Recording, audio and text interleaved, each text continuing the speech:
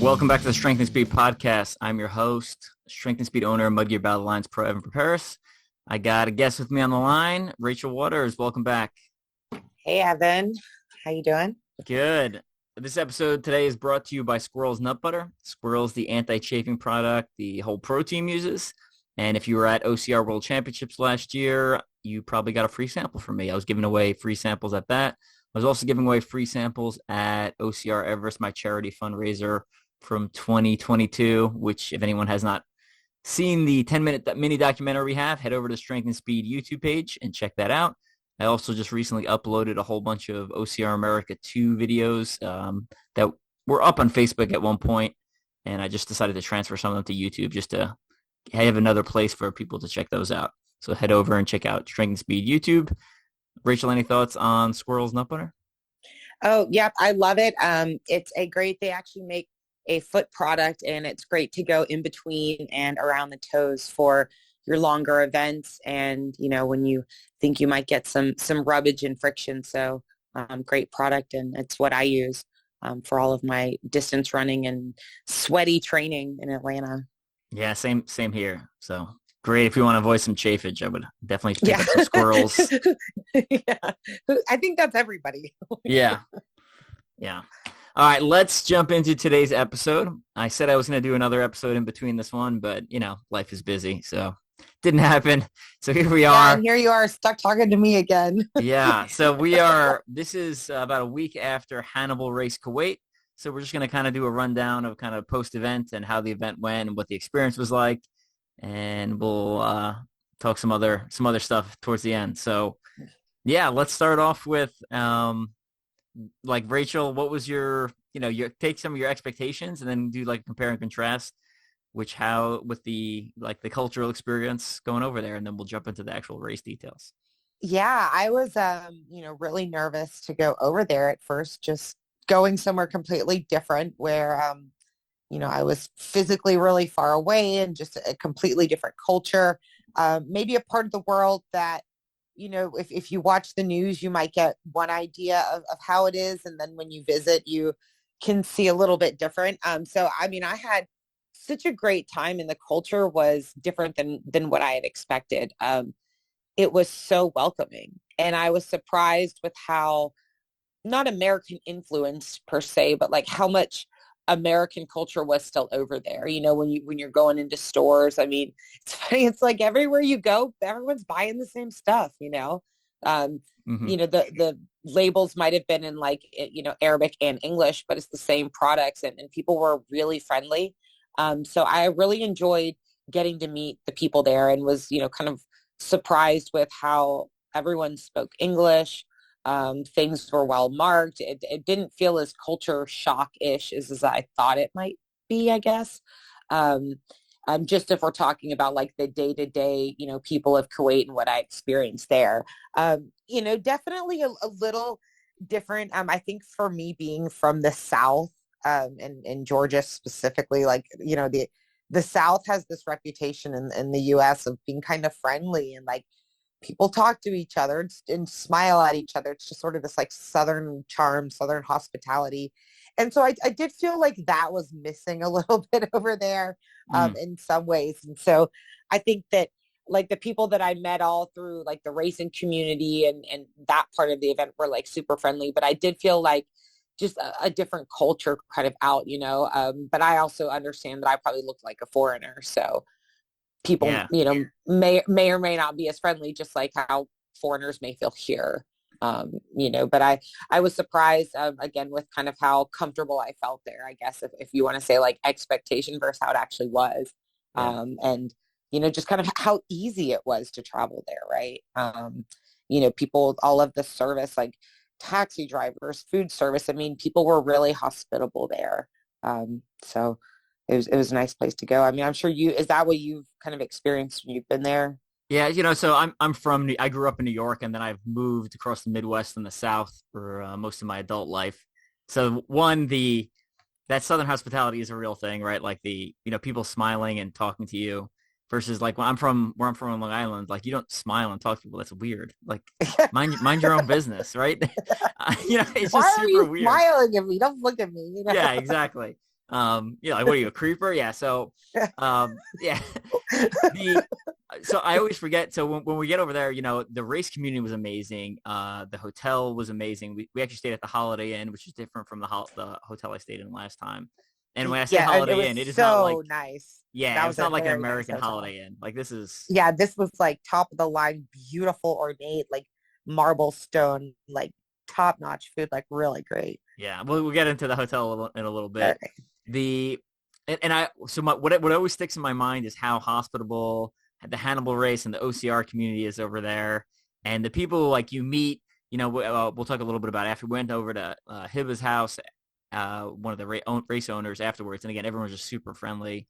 But I always like their hospitality is extremely nice, but like to me, what's funny is the common courtesy for like simple things sometimes is the opposite. It's like missing, like Yeah, yeah, like we're talking about like the getting day to day, like in the store, like your cashiers, the people like on the street, like just that like day to day interactions. yes. Like people, like they're just not as like again, me coming from, I want to smile at everyone. People are kind of looking at me like, "Oh, don't. Like like getting example I didn't really see it as much this, but like getting on and off the plane, it's like, all right, we're now boarding group one, and like everyone just gets up and moves towards the door, and it's like I'm pretty sure we're not all group one.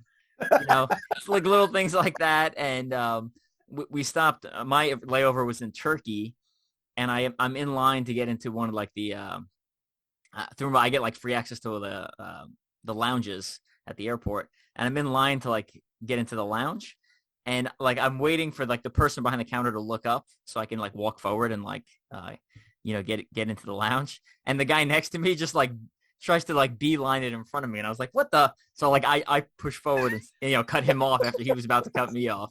So like some of that was I always forget how that is, but Yeah, and when I like landed, I had to go get my visa, to be able to be, visiting Kuwait. I go there and everybody and all of their like TSA and employees like that look, they're male. Like I don't really see females. And so it's like I go to this, like, I'm glad you told me where to go, but it's kind of this like obscure part of the airport.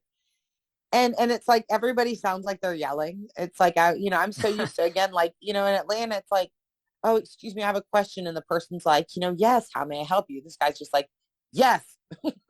Oh my God, he's yelling at me. I'm trying to like keep it cool. I'm like, all right, and then there's like the language barrier too. But I just like I think that would be the only thing that I like really, if I had to say like a negative, right, was just coming from the South and people being just so courteous. Like just the day to day interaction there was just a little like less nice. But yeah. um, Real the people at the race were awesome. So Let's talk about the hotel real quick and the food before we get into the race. So why don't you go ahead? yeah.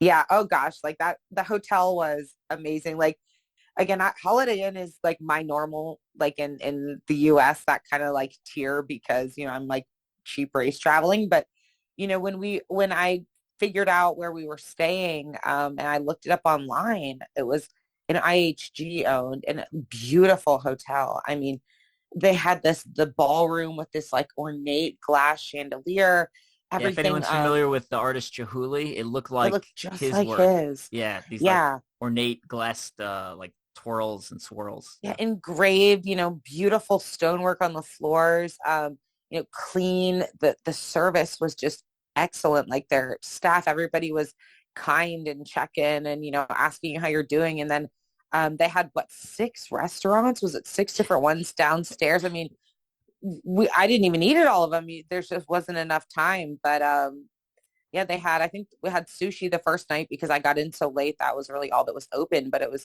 crazy to go, to the other side of the world and then have sushi.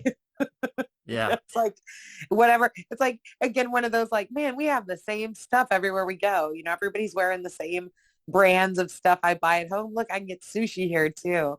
But I really liked the buffet that they had Oh, the because it buffet gave was so us, good.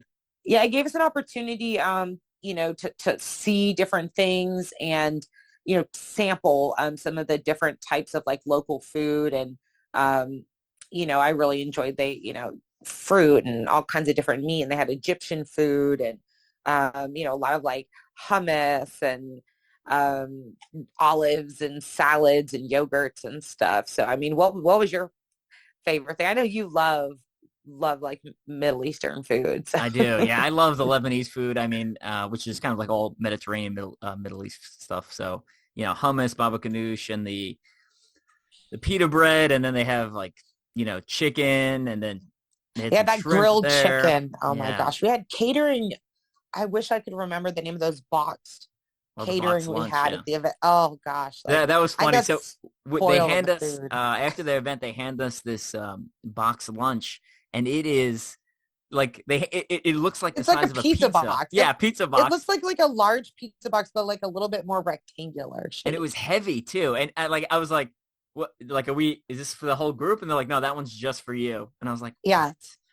Yeah. We opened it and it's like you and I each have one and it's like looks like it's like each box looks like it was made for like a family. It was Yes, so good. It was so good. It had the hummus in there. Oh, that was like the food over there was like excellent, but it was still healthy, it was because most of I'm, it's. Yeah, yeah, yeah, because you know me, I'm like, really, I try to stay pretty good with the way that I eat and eat clean. And so I was a little nervous going over there because I knew I'd be in a hotel and it's not like I'm able to cook food and, will I be able to maintain a diet that's going to make me feel good? I don't want to just put a bunch of crap in my body, but like the food was all like healthy and oh, it was so good.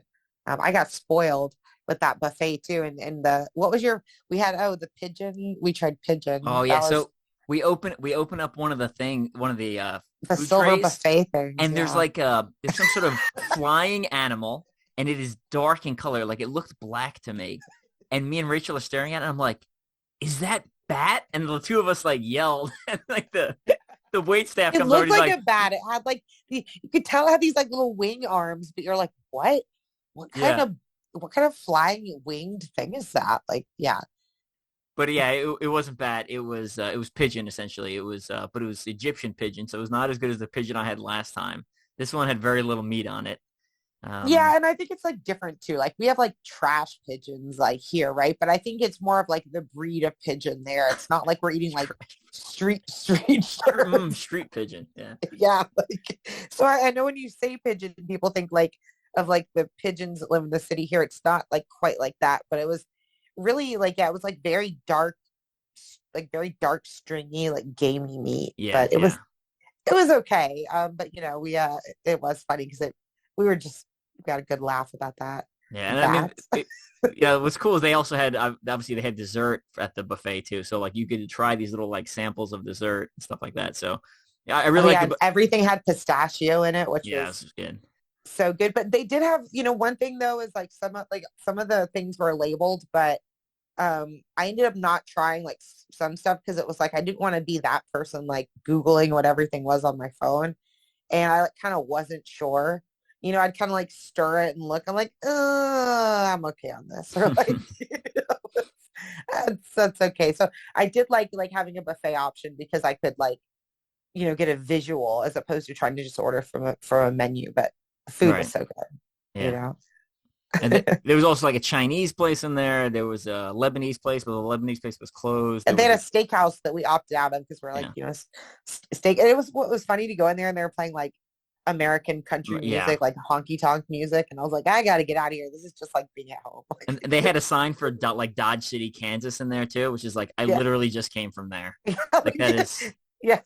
like that's I mean, or last year we did me and a couple of the strength speed guys did a race called the Siege, out in Garden City, Kansas, and on the way back I literally stopped in Dodge City, Kansas. So I was like, I'm gonna Yeah. pass It on was the like, steaks. we were like, no, let's go have, something different. But yeah, the food was good. But it's also just different to be in a different area because they just use different seasonings. Like, things are served a different way.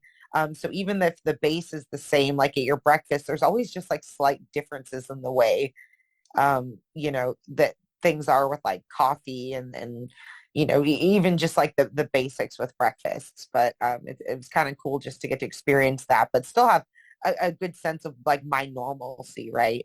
Um, Yeah. yeah, but food was good. So we went to the race. Let's jump in talking about the actual race. Tell me some of your thoughts on just the whole race experience, and then obviously tell me how you did. Yeah, so the course was like super good. I mean, I'm not used. I think I struggled a little bit with the dry climate, just like going over there with it. But the course was at a motor town, which was like think of like a NASCAR race car venue, huge piece of property. And on that property is an ATV park. And so the course was, a little over 4 miles of ATV type trails. And so I would compare it to like for people listening that have done like Spartan Race Jacksonville, and you have the sections where you're doing like the dirt mounds.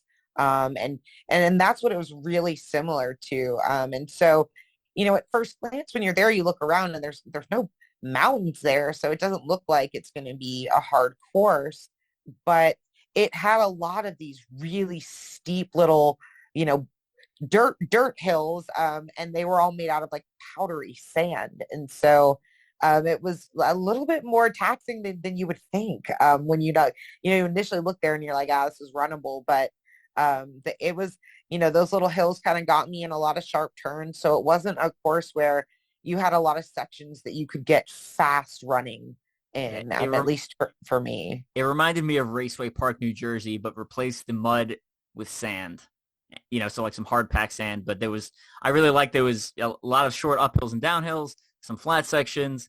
You crossed on from like hard packed sand to loose sand to concrete Yeah, for and then there were some more parts that would section. like run kind of along a fence where it was like, Yeah, not hills, but it was like a little softer sand sections. it's like And slanted. Yeah, yeah, and then some and then kind of there was like, a. I really thought the part was really cool. There was like a concrete section that was designed for like yeah, mountain motocross or bikes or ATVs or yeah, something. like ramps and like little things that are made, I guess, made to like jump your bikes with or like get you speed off of. And like little water pits and stuff like that. So it was cool because again it's just a lot of variation in terrain, which to me kept things very interesting because you're Yeah, it makes you constantly like, think. You don't get yeah, and you don't get none of that like comfortable stride. It's not like you're getting like a half a mile of downhill switchbacks where you can just kind of like groove. It was like kind of making you mentally have to like rethink. You couldn't really get comfortable. And also the way the course like ran back over each other, like you could kind of see I did some like like, that. yeah, but that's also mentally challenging too, because you're like, wait, is that ahead of me? Is that behind me? Like, you're seeing other racers going. But yeah, the course, and it was well marked. It was Yeah, this is the easy to do, but best version of the best marked version of Hannibal Race yet. And this was yeah, this is in my opinion, this is my fifth one. This is the best. I thought this was the best event as far as like pure obstacle course racing, fun, spacement of obstacles, placement of obstacles, type of obstacles, course marking. yeah, I thought it was just very well run. And it was cool to see, going back. I showed you a picture from the very first one I did in 2015, and it was like 100 meters of downhill through a low crawl, which was, we were all like bumping into each other. And then we were right into a giant A-frame cargo net. And I showed Rachel the picture, but there's like, there's like 50 people on this cargo bottleneck. net. Like it Yeah. looks insane. And now like they've just done a much better job of, Yeah, there was like what about 15, about maybe 10 or 15 minutes in between wave spacing, which like there yeah, really wasn't, I had a little bit of waiting, like one or two things, but I was able to get through them pretty well. So like they spaced it out well enough, and had it like an open enough running at the beginning where you could kind of like put some space out before you got to the obstacles. But one thing I thought I was impressed with was every single obstacle, even like what you would not like a low crawl through a tube, like something that's not necessarily like dangerous that needs to be watched, right? Like everything had a volunteer stationed at. And I was like, wow, like you don't see that. Like, a lot of the races like that we have, like maybe just the important ones per se that, are manned, but like this, I was like every single obstacle had a volunteer at it, at least one.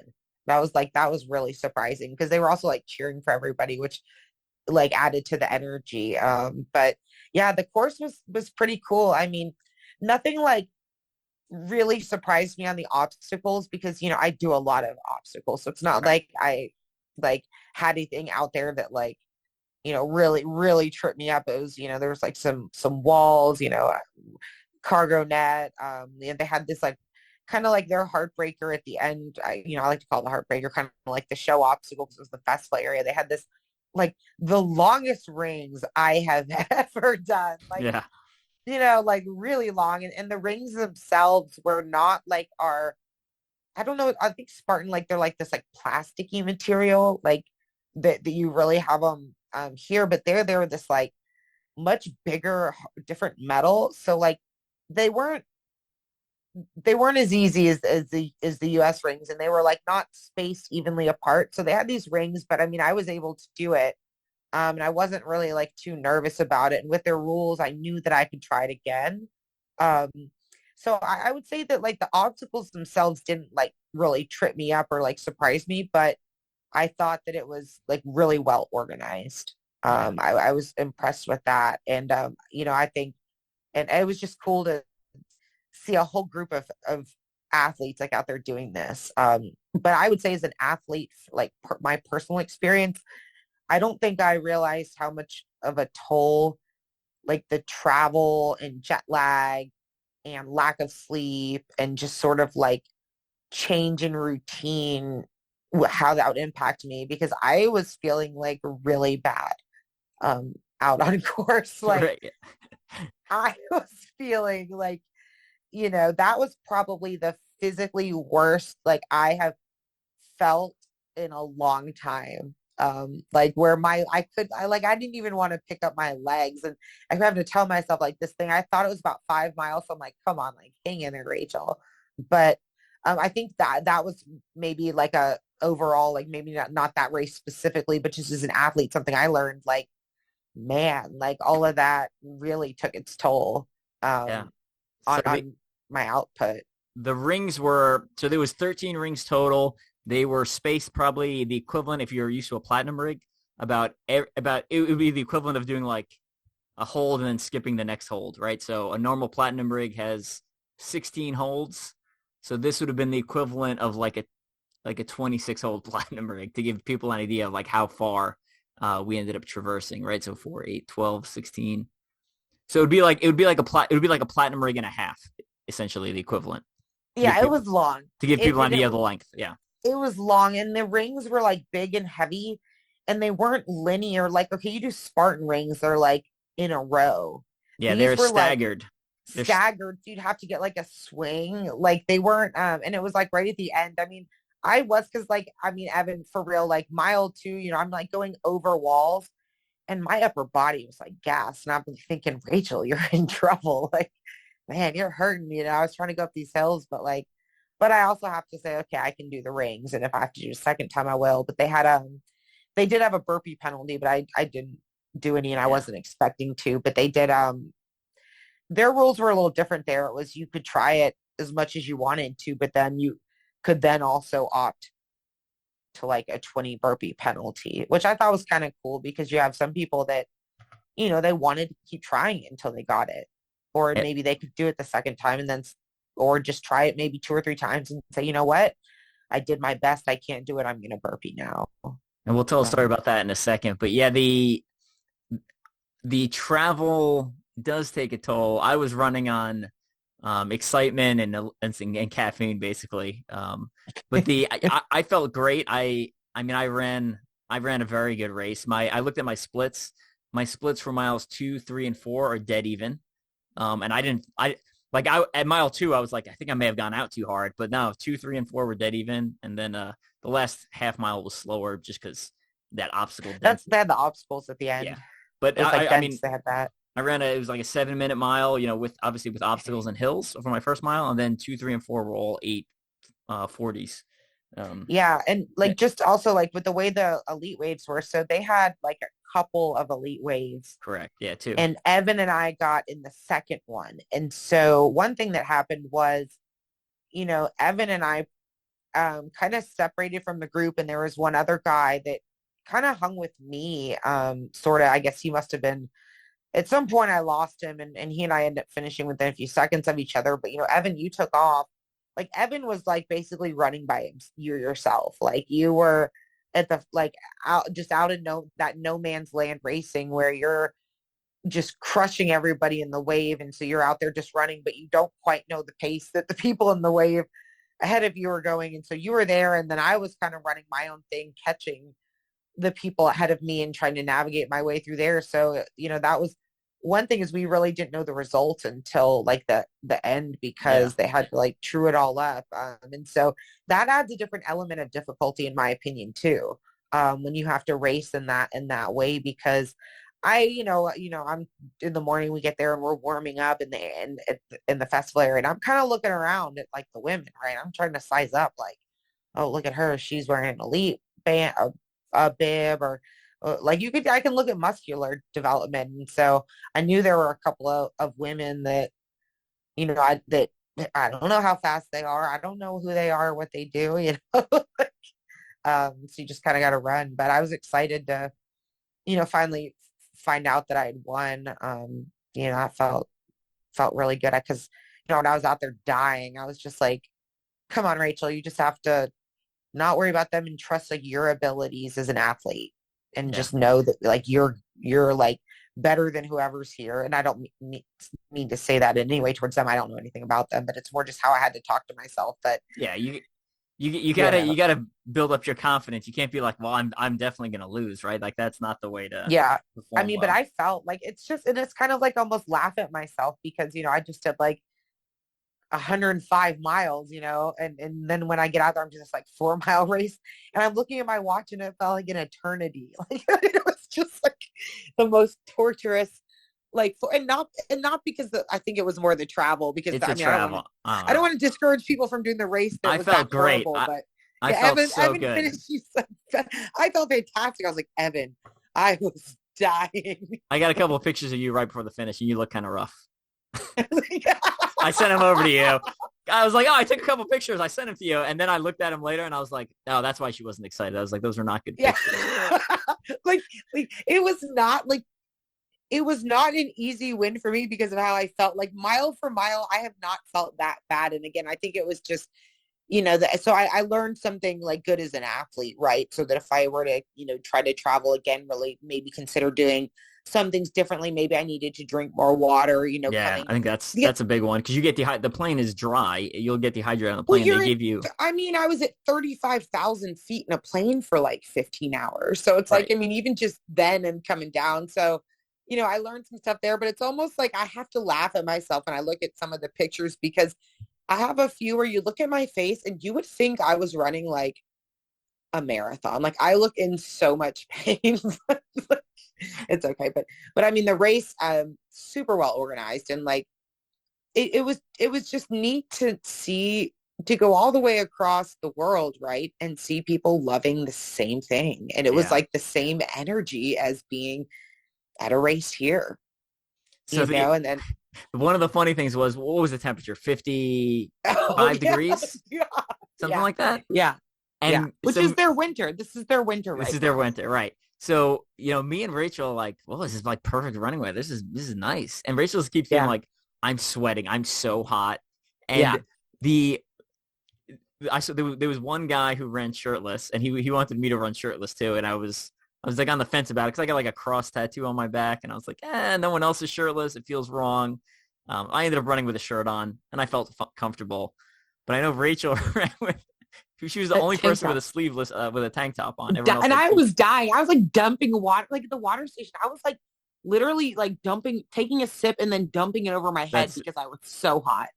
I didn't think it was that hot, but I just think it was really funny that everyone else is like, it's so cold out here. It's so cold. They're all like, I'm so sorry. Jackets, puff jackets, and like beanies, like cowering, like intense. And Evan and I are in like t-shirts, like getting sunburned.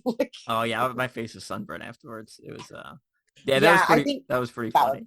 That was really funny. I mean, it was like a total, because again, we're used to it being warmer, but they were saying in the summer it's like 115 degrees. Oh, it's so hot there in the summer. It's and so it was like 60 and like high 50s and windy, and they were just all shivering, and I was like, man, this is shorts weather. Like, this is great. But again, I think part of mine may have just been the drier climate or something. But that was funny. Yes.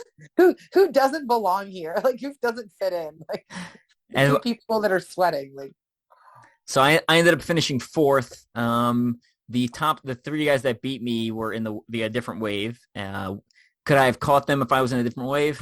I don't think so. I just felt like I See, was running really good. no, Evan. See, I think you could have because the fact that you finished and said you felt good means you weren't pushing. You didn't have I anybody was to pushing chase. though. I was pushing. I was a minute 30 behind. So the thing is, I was a Evan, minute if 30 you felt behind good, third. then you weren't hurting enough. No, I know that that was fast. I was running fast. I know you. I'm not saying you weren't, but I'm saying you could have probably hurt a little more if you had like, but if you were in a wave with them, right, where you could see them, you know. The other thing is, I don't know if the third place guy was at his max, right? Because he might have been in third and been like, all right, well, I've got third locked down. He might have just coasted it in, right? So my appearance may have made him speed up also. So you never know. Either way, I was happy with how I ran. I thought I ran really well. They ended up, this is the first year they've done age group awards, which was kind of cool. So I ended up winning my age group. So we got like a second medal in addition to the standard finisher medal, which is a nice Yeah, and touch. they were like in like I just want to like also like make a comment because this is sort of like a random thing, but as somebody that's traveling around and a lot of races, they had the nicest festival area. Yes.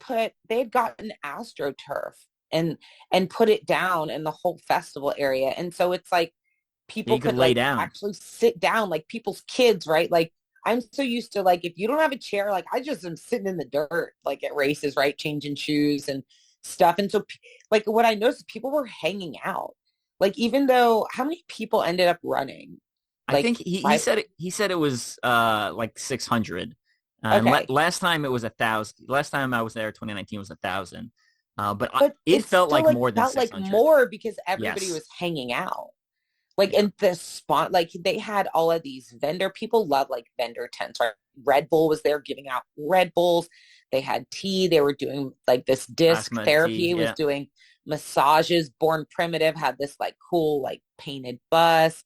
I mean, they had a DJ. I mean, it was just like really a cool environment. And another thing about the culture is it's dry there. So for anyone that's not been, like, you don't have alcohol. So the other part is it's not like people are standing around drinking beer, hanging out. People are like sober, People just people hanging are out. sober. They're soberizing and they're sober. Amazing. Yeah. Yeah, like that. Like, but really, and it was so cool to see because Kuwait is so small that this is their only obstacle race every year. And so what you're getting to see is in the same way we have our like gym groups come, you're getting to see the local gyms that come out in groups and they're all wearing their gym shirts that match or families and just the pride that people had. And for me, what was special was kind of getting to see a lot of that and be around it and kind of get to be around watching people that are doing, I remember I was in the changing tent talking to this woman. It was her first time ever doing, anything like that. Her sister had signed up and she decided to sign up. And when I look at her, and not to sound like judgmental at all, but looking at her, I could tell she wasn't somebody that was probably like an avid worker out, or she was new to this kind of fitness thing. And so it's really cool to meet somebody at that beginning step, right? And Hmm. kind of know like, hey man, your life's about to change now that you found this, like just kind of like smiling to myself because I already know, but like kind of getting to see some of that because it's so much bigger here that it's there's just so many more people and it's so more mainstream. But I have to remember that this is a really different thing for these Yes. racers to be doing. um this isn't something like it's much more common here, so everybody kind of knows someone that's done one. Like you can be at a business meeting or out at a wedding and casually just talking to people and they've kind of heard of Spartan and Tough Mudder and they kind Right. of know what it's about, where this is really, it's a little more in its infancy, I would say. There, it's still developing as a sport, right? So it's so cool to see kind of that part of it, and these people are really doing something out of their comfort zones. Yeah. um The other thing I really liked about the festival was, so as you cross the finish line, they had this like jumbotron, and your name and your time would appear on the jumbotron. So yeah, it wouldn't tell you placement, but your name and time would appear. So like if you wanted to, you and your friends wanted to see how you did, your time would appear right away. And then as other people finish, you it would slowly get pushed down the list. But I thought that was like a really cool touch, something I've only seen at one other race. It was at True Grit Australia, the 24-hour one, but it wasn't on a Yeah. jumbotron. It was on like just a regular size TV. When you cross Yeah, the the only mat, time I've seen you that were is like, split. lap leader stuff for like World's Toughest Mudder, kind of like So the lap leader, caliber. so the lap leader one of World Stuff, it doesn't update.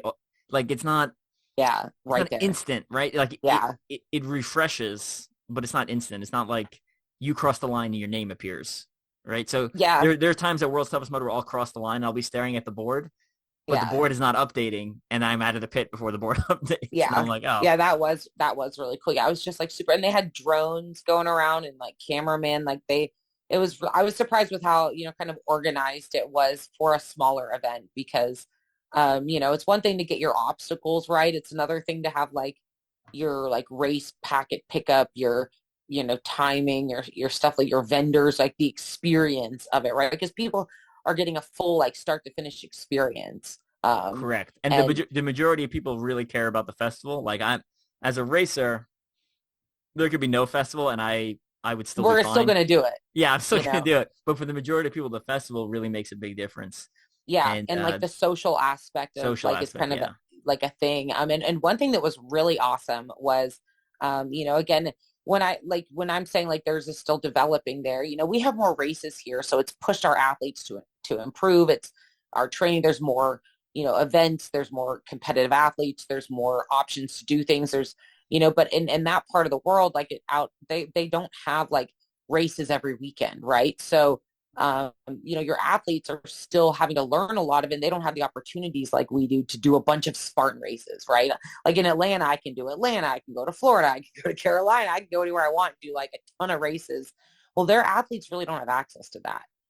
And so, where I'm going with this was one thing that was so cool was Evan had worked with, I know Evan, you had worked with the Hannibal Race and Mud Gear and worked on getting the Mud Gear branded socks because as we all know, like you can buy your Mud Gear branded socks or, a lot of the major races and teams, you can also get your logo in those and you can get like custom Mud Gear.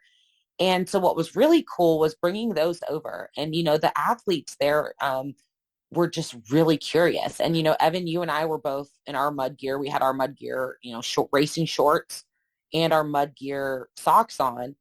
And so, the athletes were asking. And so it was really cool to like kind of teach them and really make an impact because, we forget that like we've been using this gear and known about it for a while, but a lot of their athletes were wearing like shoes that I wouldn't recommend or right. And they're not wearing the compression socks because they just don't have it there. Right. So I thought it was really cool, like the experience of the Mud Gear. And I was talking to a lot of athletes because we had a tent and they were able to, they loved them. They loved the Hannibal Race swag. But it was cool to kind of be able to even like talk to the athletes and teach them, well, these socks, the reason that these socks were developed were for racing because, they stay, they can get wet and not hold water like cotton. And, they have the compression for your muscles and they can also protect, the front of your shin for your rope climb because they had a rope climb at Hannibal Race, which was one of the grippier obstacles that was tough for people. So I thought that was really neat watching like, even in just a very small way, you can make an impact helping these athletes learn about, the right types of gear and shoes and even a little bit of obstacle technique. So I thought that was kind of neat with the festival area that we had the Mud Gear set up. And I mean, people loved the socks. Yeah, They were a did. hit apparently. They were a hit. People were buying them up. I don't. They're Yeah. not available on the Mud Gear website. I think you can only buy them from. Those were like Hannibal. limited. You got to go run the race if you want to. You got to go Limited edition. if you want to. Yeah, but that was cool. One other cool thing they had in the festival area was a photo booth. It's kind of like you see at a wedding where like, I mean, it wasn't like an actual booth. It was just like a camera set up with this big backdrop for the race logo and the Ram logo. And you take a picture and it would print out right there, right? And you get a hard copy picture, which is kind of that was really actually unique. like a really nice like memento for me because I don't have a lot of like hard copy pictures. All of my pictures are in my phone. And so it actually like printed out and it kind of said like, Ram Hannibal Race had like the little logo. It might have even had the date on it. It reminded me of like, again, like a wedding, like it's like a, Yes. selfie thing, but it actually prints out like a stock picture. So printed out picture from, the photo stand was my favorite little memento to take back as sort of a souvenir and reminder of how special that trip was. Yeah. But, it was real quick, tell the story about the one of the guys that was having some issues on the rings. Oh yeah, that was like a really cool moment for me. So, Evan and I had finished and wanted to go around back around the course and kind of take some pictures and cheer for people and just, get a little bit of footage because, want to put together some stuff to show people kind of like what the race was like. And so we went back by the rings and I was like, I want to do the rings again. Let's get a video of me doing the rings because I wasn't able to get one from during the race. And so there was this one, guy that was there, because this was kind of the obstacle that was getting people. And he kept kind of trying, over and over again. And, he could have burpee, but he was wanted to finish this thing kind of intact. They don't have like the idea of bands, right? But like he wanted to finish this thing fully. And so it was cool because I was able to, while I was there, get on it and, talk through like a coaching where I kind of showed him, use your back arm and the back swing and kind of get on it and actually, it kind of, there were a couple of him and a couple of other people kind of stuck there and kind of technique through it. Like, okay, now watch how I do it, back swing. Okay, back. And, I kind of do it and I go through about half of it and jump down. And then he got on it and his next time through, he then was able to use that technique and do it. And then he went on. And after that, there was like a hoist lift and this thing you run through and a rope climb. So he kind of like went off and finished his race. And then it was awesome because when I got, back home a couple of days later, maybe it was like Monday or Tuesday last week, he found me on Instagram and he sent me a message and said, thank you so much for teaching me that technique. I was able to now finish, all of the challenges on the race. And that was just like, even though it was just like this, like one person that I was able to show this technique to, it like was really meaningful for me where it's like, wow, like I can make a difference going over here. Yeah. And like somebody had to teach me, like, Right. like back before. And, it also, Evan, really had my brain spinning of like, how can I continue to connect with these athletes and help them like, because it's not that they aren't able to do the rings. It's just a newer obstacle. And once you learn the technique and everyone starts to learn the technique, then we now make harder obstacles because your athletes up their game. And so it only grows the sport. Yeah.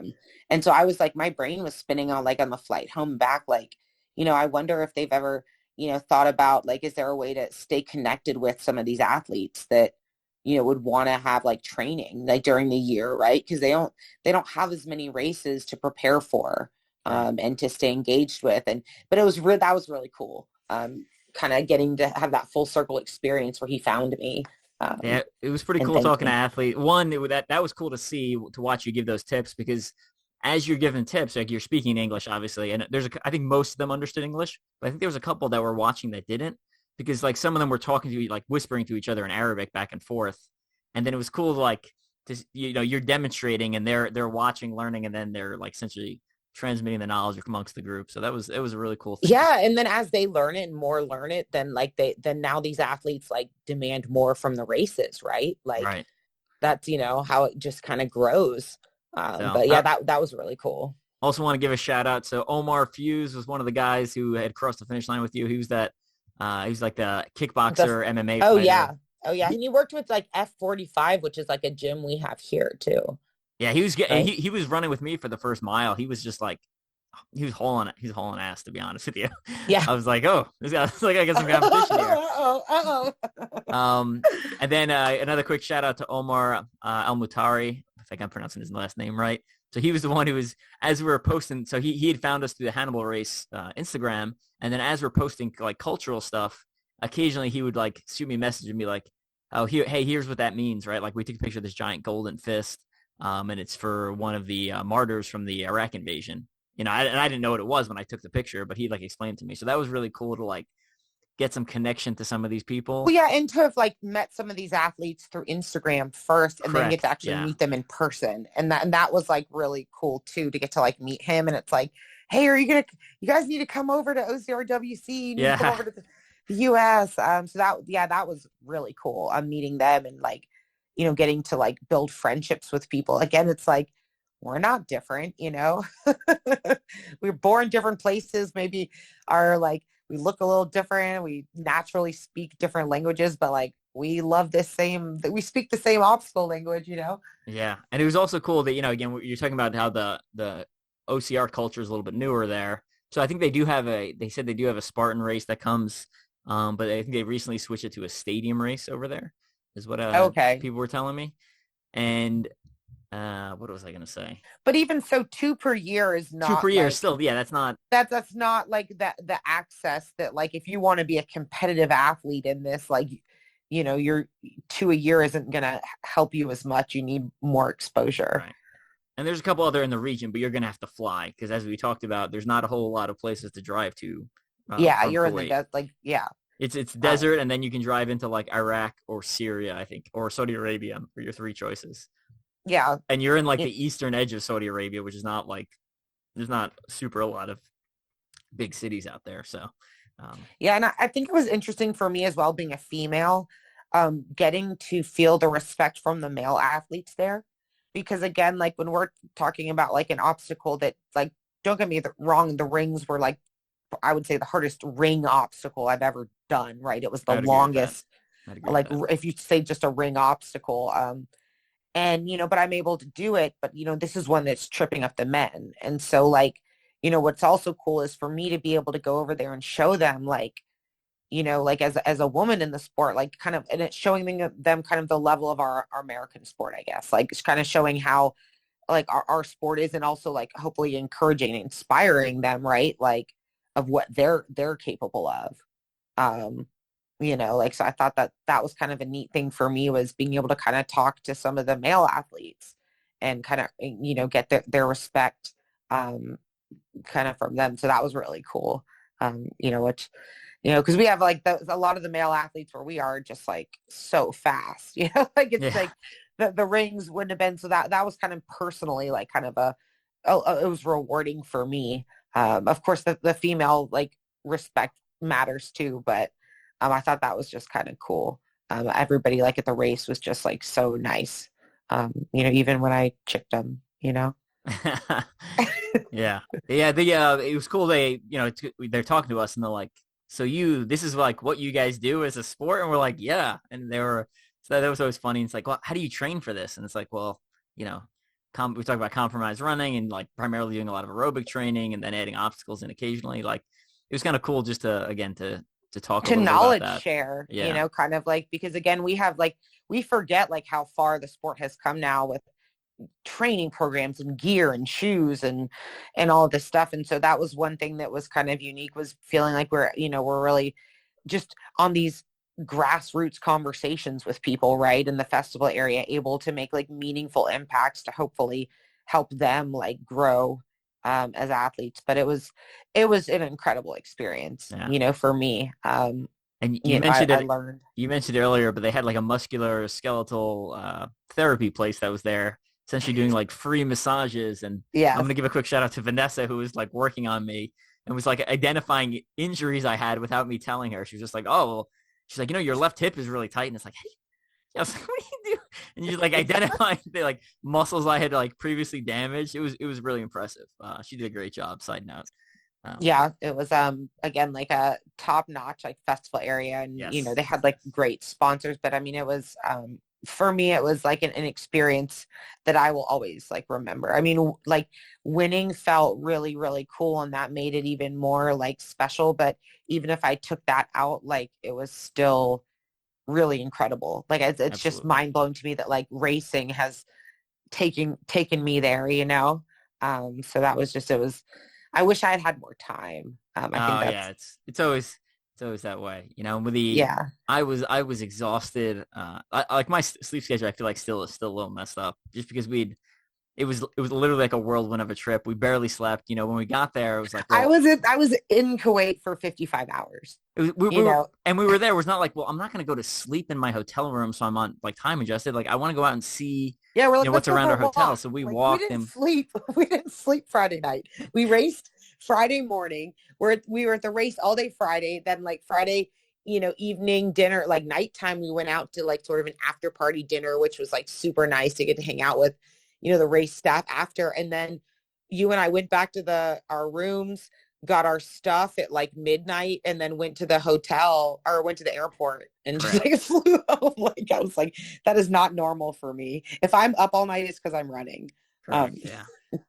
but I wish I had more time. So, but I'd love to hopefully go back one day and be able to see those athletes again and just kind of network more. And it was such a cool experience. So again, wish I had more time. Yeah. So that's kind of a quick rundown. And anything we missed that we wanted to touch on for the actual Hannibal Race experience? I do want to ask you a question that I already know the answer to, but I'm going to ask it anyway. Okay, you can ask me. I was going to ask your opinion because so you said it first when we were in the car at one point, and I was asking we ended up started talking about like, as athletes, we're very calorie / what we're putting into our body conscious, and we were talking about non-alcoholic beer. Yeah.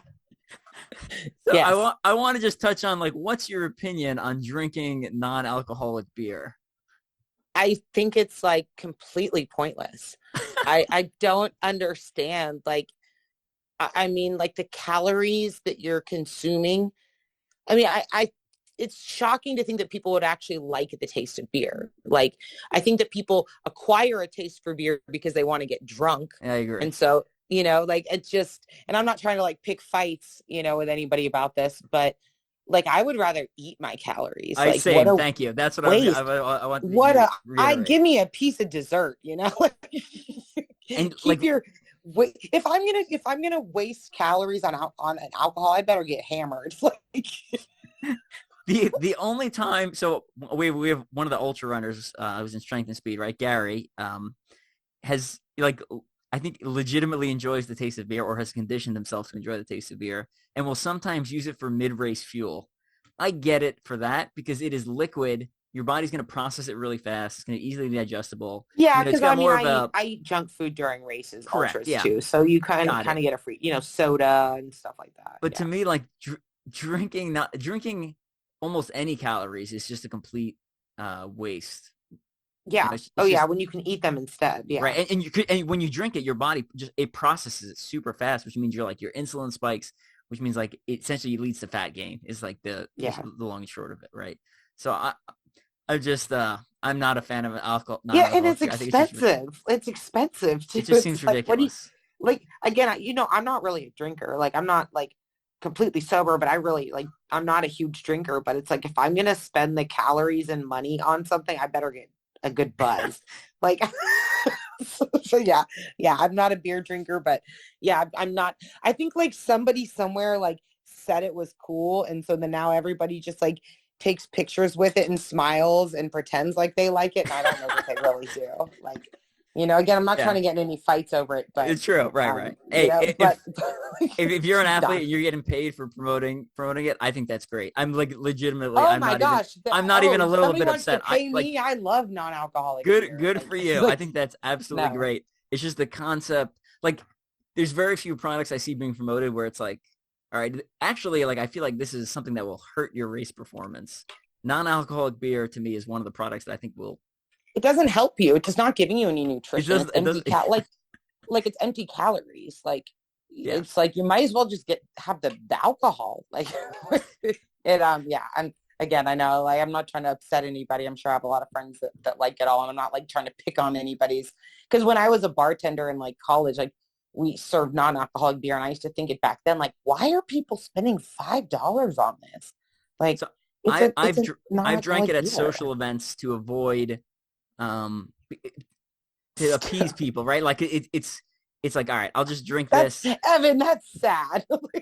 Because there's some people who get like they get upset. It's like, why aren't you drinking? It's like, well, I don't. So usually I just drink seltzer, and if you put a lime in it, people think it's a gin and tonic. So that usually I'm not even. So that's usually my go-to. You pull the O'Doul's label or whatever off of that's an alcoholic beer. But I have had a non-alcoholic beer.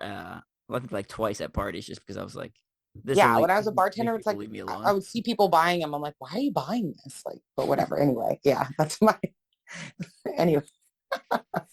Yeah. It was just funny because you mentioned it at one point, without me bringing it up. You mentioned it, and I was like, thank you. Someone else finally said it. Yeah, I agree with you. It's a waste, but whatever.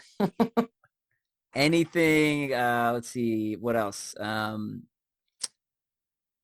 Anything else we missed that we want to talk about? Just wanted to like thank everybody, thank the athletes we met, thank, both like, our really gracious hosts that invited us. I know that you've known like Amin and Hiba for a while now, but like I had not met them and they were amazing. Like it was so cool to see people putting on a race that also like still were able to have the bandwidth to talk to everybody there and just like the community, and you could really see the respect that they all had for them and how everybody worked together. And like that was just, I was really grateful to meet them. And that was just super cool, meeting, the people that are putting this on, because I know what they're doing, right? The gift they're giving, right? By doing all of this work to put this event on for everybody. Yeah, they didn't sleep the night before the race. They were up. Yeah. I mean, the majority of the build crew was up literally all night. And then And putting this you showed up together. race morning, and I mean, it looked You couldn't perfect. tell. It looked Yeah, perfect, because right? the other thing is like, our races here have these like crews that know everything they're doing. They have it kind of like down to a science now, but this is a race company that they're really only doing this once a year. And so, when you're having your crew, it's a lot of work. They had to do everything basically, because you don't have a obstacle build crew just at your disposal. You've got people putting obstacles together, probably going like, what is this? Yeah, they What don't are even these know what people they're building. doing? Right. Like, Yeah. yeah. And so, I mean, just the level of detail that they did, but then again, race day, they had so much energy. And, I think they even had like a electricity access problem in the morning, and you wouldn't Oh, even know. that's right. That's right. You Yeah. wouldn't even know. Like they managed it. Like nobody was like, it was like they fixed it, putting fires out. So I mean, they just did a great job. I would love to, see them be able to grow as a company. I had some people ask me, are they going to do anything in the US? I'm like, I have no idea. But it would be really cool to see them, come visit, and, maybe we'll see some Hannibal racing over here. I don't know. I don't want to say that 'cause it's not like happening, but Yeah. I did have Yeah. some people ask me about that. So, Yeah. that'd be pretty cool. Cool. Well, I think that about wraps things up. I just got a reorder of a resupply of Bleg mitts in. So anyone who needs Bleg Mitt Extremes, I only got a couple of larges in. Those sold out in about 12 hours. And I still have smalls and medium extremes though. So if anyone's looking for those, make sure you get them. I think we're getting a resupply in February, like a large resupply. This is like a small holdover that Deanna sent over. So, and then obviously we have lights, small, medium, and large. And I do want to give a quick shout out to Mythic Race if anyone's looking for a good race. And they have a 5-hour and a 5K option. Mythic Race in, I believe it's April 15th in Ooh, Benton, Missouri. 5 hours sounds fun. So we do need, if anyone wants to join the strength and speed team for that, there is like a team competition. Hit me up. You can join the strength and speed team, and we can. It's just like they take your overall results from like the different categories, right? So male, female in the 5K and 5-hour, and then yeah. So if Cool. you need, I think you need 6 people, but you need like basically one in each category, right? So male, female, 5K, male, female, 5-hour, and they kind of tally your placements or something to figure out who won. So strength and speed, we're looking to win that. Anyone wants to come over and race that, definitely shoot me a message, and we'll throw you on the strength and speed team. And then also, I think not 100% finalized, but I'm going to go ahead and say it now. I think I'm Friday night before the race during packet picket. I think I'm going to be doing some sort of like obstacle technique or talk through or mini seminar or something. And I'm planning on bringing my books and stuff like that and having a pretty good sale out there. So it'll be worth traveling out to. And that's Cool. the race. I'll have to check my schedule. I might actually be I might be free that weekend, but I'll have to check. Yes, you should be free. I don't know if Be. that's fact, but that would be sweet. 5 hours sounds like fun. I might drive for 5 hours. Yeah, I wouldn't drive for a 5K. That's a little short, but I might drive for 5 hours. And then other than that, we do have some other news, but it's not 100% yet. I feel like every time I bring Rachel on the podcast, I have news that's like 90% confirmed. And then I'm like, all right, I'll just bring you on again. And then I'm sure tomorrow after I release this, it will be 100% confirmed. And then I'll be like, all right, well, we got to just bring you back on. So, but yeah, we have some other news coming. So make sure you're good following. Stuff for this year. Yeah, this is just the beginning, but looking forward to more good stuff. Yeah, absolutely. Any final shout outs you want to give? Just thanks to, the Hannibal Race crew for having me. Thanks for Evan for Strength and Speed, having me as your guest these past couple of times through my fundraiser that I did, and then now through this experience. And also just shouting out some of my other sponsors, Hoist, an electrolyte drink I work with, Go Ruck for training gear, and I just recently actually am starting with an amino acid group called Invisible Force. Oh, nice. They've gotten me feeling pretty good on their aminos, so I'm like, really enjoying that. So anyway, yeah, just that's do we want to tell us one thing people would be surprised to know about you? Would you like to volunteer some? Sure. I think people would be surprised to know that I have a master's degree. Yeah. So I am from Atlanta. I got a bachelor's in business administration from Georgia State, and then I got a master's in human resource management as well from there. So I think a lot of people are surprised when they realize I have like a job. A real job. But yeah, I went to grad school. I have a master's degree. So cool. So I'll match that. I also have a master's degree in global and international studies, so like basically international relations. I got it from University of Kansas when I was at an Army course in Kansas. And we did like side classes to get one to KU there. It was pretty funny because it was all like special operations dudes in the class, and they were I think some of the teachers felt uncomfortable just because it's like, like these like quote unquote alpha male type personalities like all in the room, and sometimes our jokes were, I guess, they couldn't tell if we were joking about stuff. Or they didn't know how to appropriately react, because some of our humor is dark or nothing really inappropriate in front 13-year it's basically a bunch of 13-year-old boys sitting in a room, right? Pretty much. Like, pretty much. Yeah, that's it. Pretty much. Yeah. Cool. Well, all right. We're going to get going. Until next time, Evan. Until next time, which will probably be the next podcast or something. Yeah. We'll find something to talk about. So. Cool. All right. Good talking to you. See ya. Later.